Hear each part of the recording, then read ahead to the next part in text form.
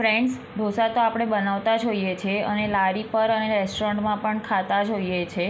તો આજે આપણે સ્ટ્રીટ સ્ટાઇલ પહાડી મેગી ઢોસા બનાવશું. વિડીયો થોડો લાંબો છે, પણ એન્ડ સુધી જોશો તો કેવી રીતે બને છે તેનો પ્રોપર ખ્યાલ આવશે અને બનાવશો તો ચોક્કસથી એન્જોય કરી શકશો. એટલા યમ્મી અને ડેલિશિયસ બને છે. જો તમને મારી બતાવેલી રેસીપી ગમે તો મારી ચેનલને સબસ્ક્રાઈબ જરૂરથી કરજો અને સાથે સાથે બેલ આઇકન પર પણ ક્લિક કરજો, જેથી કરીને હું જેવી નવી રેસીપી પોસ્ટ કરું તેની નોટિફિકેશન સૌથી પહેલાં તમને મળે. તો ચલો ફ્રેન્ડ્સ, મારા કિચનમાં આપણે રેસીપી બનાવવાનું સ્ટાર્ટ કરીએ હવે. ફ્રેન્ડ્સ, સૌથી પહેલાં આપણે ઢોસાનું બેટર બનાવશું, જેની માટે મેં અહીંયા એક વાટકી સેટ કરી છે. તમે તમારા પાસે જે વાટકી અવેલેબલ હોય તે સેટ કરી શકો છો. મેં અહીંયા આવી 3 વાટકી જેટલા કોલમ ચોખા લીધા છે. તમે બાસમતી સિવાય બીજા કોઈ પણ ચોખા લઈ શકો છો. ચોખાના સાથે સાથે મેં અહીંયા 2 ટેબલસ્પૂન જેટલી ચણાની દાળ અને 1 ટીસ્પૂન જેટલા મેથી દાણા લીધા છે. અને તે જ વાટકી પ્રમાણે 1 વાટકી અડદની દાળ લીધી છે. અડદની દાળ અલગથી પલાળશું, બાકી ચોખા, મેથી દાણા અને ચણાની દાળ એકસાથે પલાળશું એક જ બોલમાં 5 થી 6 કલાક માટે. મેં અહીંયા ઓલરેડી તે પલાળીને રાખ્યા છે, તમે જોઈ શકો છો.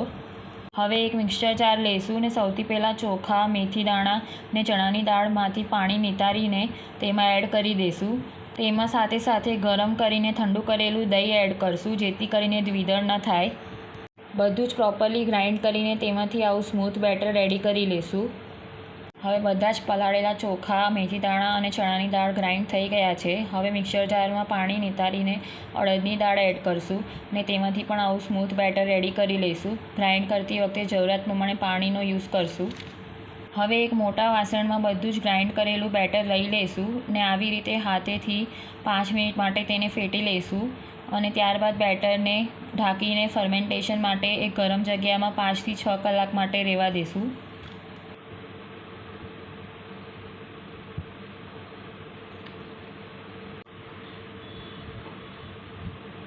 6 કલાક થઈ ગયા છે. આપણું બેટર સેટ થઈને રેડી છે, તમે જોઈ શકો છો. હવે બેટરમાં સ્વાદ પ્રમાણે મીઠું એડ કરીને તેને પ્રોપરલી મિક્સ કરી લઈએ. તમે બેટરની કન્સિસ્ટન્સી જોઈ શકો છો. આવી મીડિયમ થીક કન્સિસ્ટન્સી રાખવાની છે. બેટર બનીને રેડી છે, તો હવે આપણે ઢોસા બનાવવાનું સ્ટાર્ટ કરીએ. જેની માટે મેં અહીંયા એક લોખંડનો તવો લીધો છે. નોનસ્ટિક લોઢીનો ઉપયોગ નથી કર્યો, કારણ કે તવા પર ઢોસા એકદમ ક્રિસ્પી અને કડક થશે. હવે ગેસની મીડિયમ ફ્લેમ પર તવાને ગરમ કરવા માટે મૂકશું અને તેને તેલથી ગ્રીસ કરી લઈશું.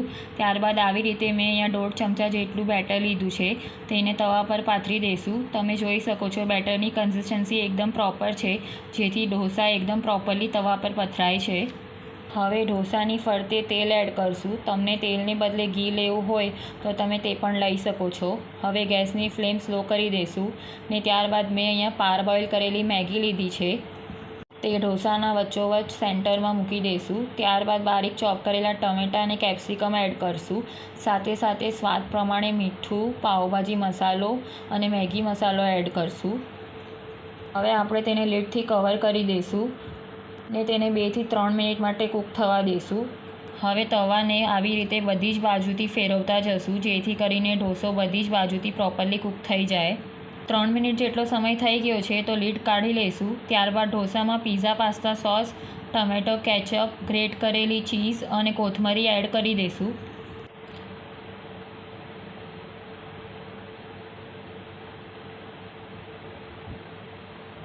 હવે સ્પેચ્યુલાથી બધું જ પ્રોપરલી મિક્સ કરી લઈશું અને ઢોસા પર ફેલાવી દઈશું. ગેસની ફ્લેમ હવે થોડીક મીડિયમ કરી દઈશું.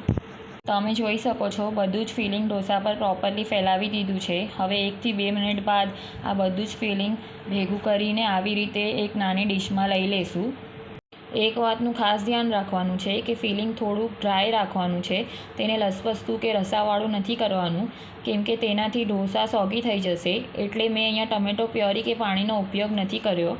આપણે લારી પર ઢોસા ખાતા હોઈએ છીએ ત્યારે આ ફિલિંગ થોડુંક લસપસતું હોય છે, કેમ કે તેમનો ઢોસાનો તવો બહુ જ જાડો હોય છે, એટલે ઢોસો સોગી નથી થતો. મારી પાસે જે તવો છે તેની થિકનેસ ઓછી છે, માટે મેં અહીંયા ફિલિંગ થોડુંક ડ્રાય રાખ્યું છે. હવે ઢોસો બધી જગ્યાએથી કૂક થઈ ગયો છે, તો ગેસની ફ્લેમ ઓફ કરી દઈશું ને તાવીતાથી ઢોસાને ઉખેડી લઈશું.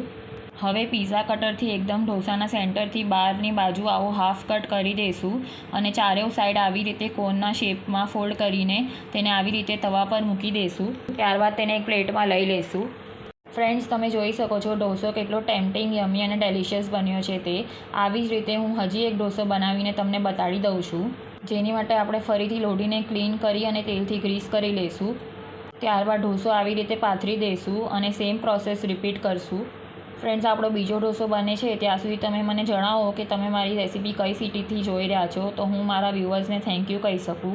અને જો તમને મારી બતાવેલી ઢોસાની રેસીપી ગમી હોય તો મારી ચેનલને લાઇક, શેર અને સબસ્ક્રાઈબ જરૂરથી કરજો અને સાથે સાથે બેલ આઇકન પર પણ ક્લિક કરજો અને મને કમેન્ટ કરીને જણાવજો તમને રેસીપી કેવી લાગી અને ચોક્કસથી રેસીપી ટ્રાય કરજો. ખરેખર બહુ જ ડેલિશિયસ ને યમ્મી બને છે ઢોસા. ફ્રેન્ડ્સ, તમે મેગીના બદલે તમારા ચોઈસનો કોઈ પણ વેજીટેબલ યુઝ કરીને આવું ફિલિંગ રેડી કરી શકો છો ઢોસાનું, અથવા તો તમે પહાડી ઢોસો સાદો પણ રાખી શકો છો. ફ્રેન્ડ્સ, તમે જોઈ શકો છો આપણો બીજો ઢોસો પણ ઓલમોસ્ટ થઈ જવા આવ્યો છે. ફ્રેન્ડ્સ, લાગે છે ને તમને ઢોસો એકદમ ડેલિશિયસ ને યમ્મી, જોતાં જ ખાવાનું મન થઈ જાય છે ને. ફ્રેન્ડ્સ, મેં આવા પહાડી ઢોસા બનાવવાની 3 થી 4 વખત ટ્રાય કરી, પણ દર વખતે કાંઈ ને કાંઈ મિસ્ટેક થઈ જતી હતી. પણ આ વખતે એકદમ પ્રોપર બન્યા છે ઢોસા, માટે મેં આ રેસીપી તમારી સાથે શેર કરી. તો ચોક્કસથી તમે આ રેસીપી ટ્રાય કરજો. તો હવે આપણો બીજો પહાડી મેગી ઢોસા બનીને રેડી છે, તો તેને પણ હવે આપણે સર્વ કરી દઈએ. ફ્રેન્ડ્સ, આપણે જે બેટર રેડી કર્યું છે તેમાંથી ટોટલ 12 થી 13 જેટલા ઢોસા બનીને રેડી થશે. મેં અહીંયા ઢોસાને મેગી મસાલા અને ટોપરાની ચટણી સાથે સર્વ કર્યા છે. તો બનીને રેડી છે આપણા પહાડી મેગી ઢોસા. ફરી મળશું નેક્સ્ટ રેસીપી સાથે. Bye bye.